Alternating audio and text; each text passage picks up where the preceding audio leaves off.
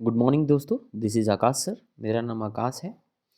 मैंने army school exam qualified किया है और आरआरबी एएलपी एग्ज़ाम भी क्वालिफाइड किया है। पिछले 3 सालों से मैं यूट्यूब पे पढ़ा रहा हूँ। तो चलिए इस जर्नी को शुरू करते हैं। जो जर्नी हमने स्टार्ट की थी, ये वाले जो आपके पॉइंट ऑफ मैं पढ़ाने वाला हूँ, ये जो आपके वन डे एग्ज़ाम आने वाले हैं उनके लिए बहुत ज़्यादा इंपॉर्टेंट है। सिर्फ वन लाइनर क्वेश्चन है जो आपको सीधे सीधे एग्ज़ाम के पॉइंट ऑफ व्यू से तैयार करने हैं। ठीक है, तो चलिए स्टार्ट करते हैं ज़्यादा टाइम ना वेस्ट करते हुए। और ये वाला सेशन जो आपके लिए यूपी पुलिस कांस्टेबल और आरआरबी एलपी का जो एग्ज़ाम होने वाला है रेलवे का, उसके लिए बहुत ज़्यादा इंपॉर्टेंट क्वेश्चन है। ठीक है, अब आगे चलते हैं। भारत का संवैधानिक विकास थोड़ा समझते हैं। भारतीय संविधान के ऐतिहासिक विकास काल कब से माना जाता है, यानी इंडियन कॉन्स्टिट्यूशन का जो हिस्टोरिकल डेवलपमेंट टाइम है वो कब से माना जाता है? तो 1600 ईस्वी से माना जाता है। ऐसा नहीं है कि संविधान ये 2 वर्ष 11 महीने और 18 दिन में बनकर तैयार हो गया हो। ठीक है, नींव तो अंग्रेजी शासन के टाइम से ही संविधान की नींव पड़ गई थी। तो अगला जो पॉइंट है, रेगुलेटिंग एक्ट कब पारित हुआ? तो 1773 में रेगुलेटिंग एक्ट आया था।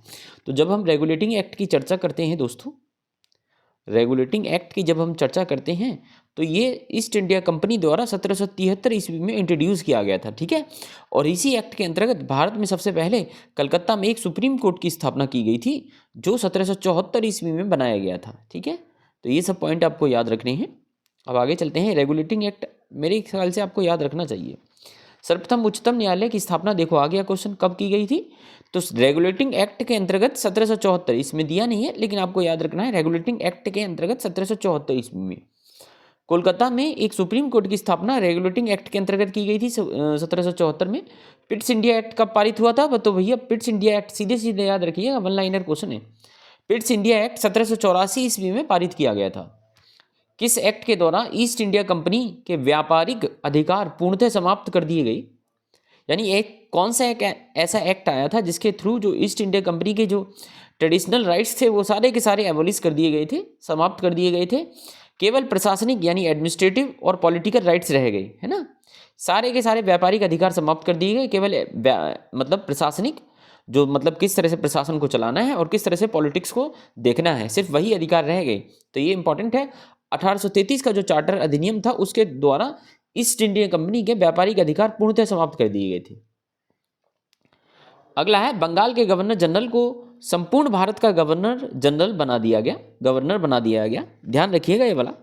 सबसे पहले ना जो गवर्नर जनरल पद था वह बंगाल के लिए तय किया गया था। ठीक है, क्योंकि बंगाल क्या थी, एक भैया एक प्रेसिडेंसी थी, बंगाल प्रेसिडेंसी थी। ठीक है, तो बंगाल एक प्रेसिडेंसी थी, तो उसके अंतर्गत एक बंगाल का गवर्नर जनरल नियुक्त किया गया।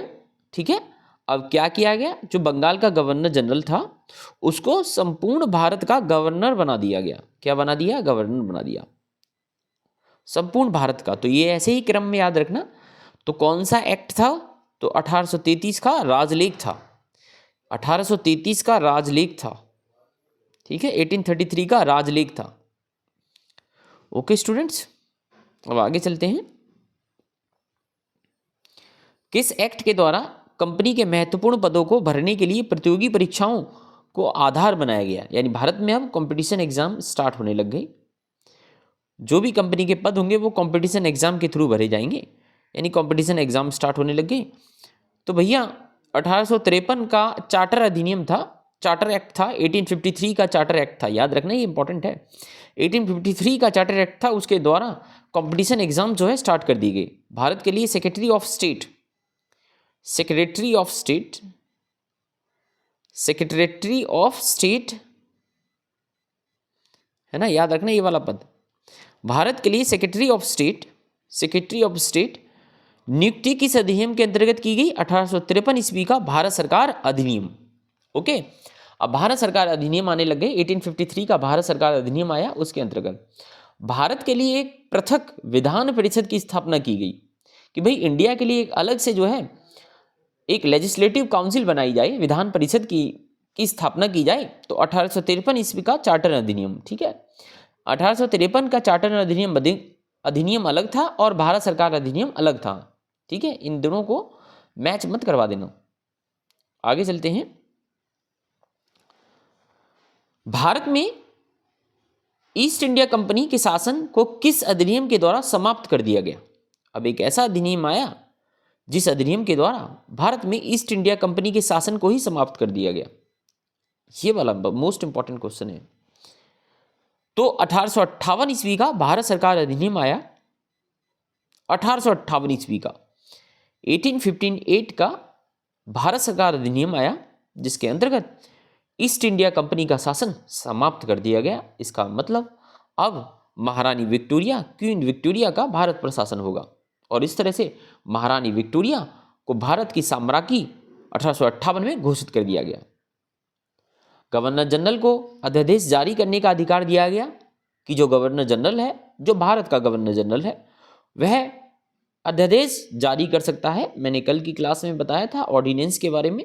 ऑर्डिनेंस, अगर हम अभी इंडियन कॉन्स्टिट्यूशन की बात करें तो भारत में आर्टिकल 123 है भारतीय संविधान में, जो आपका अध्यादेश की शक्ति देता है केंद्रीय मंत्रिमंडल को। जब संसद सत्र में ना हो तो वह किसी भी बिल को कानून का रूप दे सकती है अनुच्छेद 123 के द्वारा, भारतीय संविधान के अनुच्छेद 123 के द्वारा। सेम एस भाई, अब गवर्नर जनरल अध्यादेश ला सकता है। तो गवर्नर जनरल अध्यादेश जारी करने का अधिकार 1861 का भारत परिषद अधिनियम था, 1861 का भारत परिषद अधिनियम था। उसके द्वारा अब जो गवर्नर जनरल है वह अध्यादेश जारी कर सकता है। गवर्नर जनरल को विदेशों में रहने वाले भारतीयों के संबंध में कानून बनाने का अधिकार दिया गया। वाह, बहुत बढ़िया। मतलब अब जो गवर्नर जनरल था वो विदेशों में जो भारतीय रह रहे हैं उनके लिए भी कानून बनाएंगे। 1869 का अधिनियम, 1869 का अधिनियम था। अप्रत्यक्ष रूप से केंद्रीय तथा प्रांतीय विधान परिषदों में निर्वाचन की व्यवस्था की गई। अप्रत्यक्ष रूप से मतलब डायरेक्टली नहीं, इनडायरेक्टली। देखो भाई, केंद्रीय, सेंट्रल, और जो प्रांतीय मतलब स्टेट जो असेंबली थी, जो सेंट्रल असेंबली और स्टेट असेंबली, उनमें निर्वाचनों की व्यवस्था 1892 का अधिनियम आया, उसके अंतर्गत की गई। ठीक है, वन लाइनर क्वेश्चन है, आपको इसी तरह से याद करने हैं। भारतीय सदस्यों को वार्षिक बजट पर बहस करने, ये इंपॉर्टेंट है भाई, भारतीय जो सदस्य थे उनको जो वार्षिक बजट आता है उस पर बहस करने तथा सरकार से प्रश्न पूछने का अधिकार दिया गया, 1892 का अधिनियम। 1909 का भारत शासन अधिनियम, याद रखिएगा, इसको पार्लियामेंट सुधार अधिनियम भी कहते हैं। ठीक है, पार्लियामेंट सुधार अधिनियम भी कहते हैं 1909 का भारत सरकार अधिनियम को, या भारत शासन अधिनियम को। मिंटो मार्ले सुधार का उद्देश्य क्या था भैया, ये इंपॉर्टेंट था, पृथक निर्वाचन प्रणाली था। याद रखिएगा, पृथक निर्वाचन प्रणाली। पृथक निर्वाचन प्रणाली क्या थी कि भाई जो मुस्लिम लीग थी उसने एक ऐसा प्रस्ताव पारित करवा लिया जिसके लिए मुस्लिमों के लिए पृथक निर्वाचन प्रणाली थी। पहली बार मुस्लिम समुदाय के लिए पृथक प्रतिनिधित्व का कब उपलब्ध किया गया। देखो, जैसे मैंने बताया था 1909 का भारत शासन अधिनियम जो पार्लियामेंट सुधार अधिनियम है, जिसमें मुस्लिम लीग जो थी उसने पृथक निर्वाचन प्रणाली को पास करवा लिया था अंग्रेजों से। ठीक है, कि भाई उनका जो इलेक्शन होगा, उनका जो निर्वाचन होगा, वो जो चुने जाएंगे उनके लिए अलग से व्यवस्था होगी, है ना, जो हिंदुओं से संबंधित नहीं होगी, है ना। तो मुस्लिम लीग ने पृथक निर्वाचन प्रणाली का अधिकार जो है पारित करवा लिया था, और वह था पार्लियामेंटो। तो किसने किया था? पार्लियामेंट सुधार अधिनियम जो 1909 में आया था उसके द्वारा। भारत में द्वैध शासन, याद रखना, ये वाला बहुत आता है। भारत में द्वैध शासन की स्थापना कब की गई? तो भारत में द्वैध शासन की स्थापना 1919 का भारत सरकार अधिनियम के द्वारा की गई। अच्छा क्वेश्चन है, भारत में द्वैध शासन आता है 1919 का भारत सरकार अधिनियम के द्वारा भारत में द्वैध शासन की स्थापना की गई दोस्तों। ठीक है स्टूडेंट्स, अब बाकी इसके पॉइंट्स कल पढ़ेंगे। Thank you.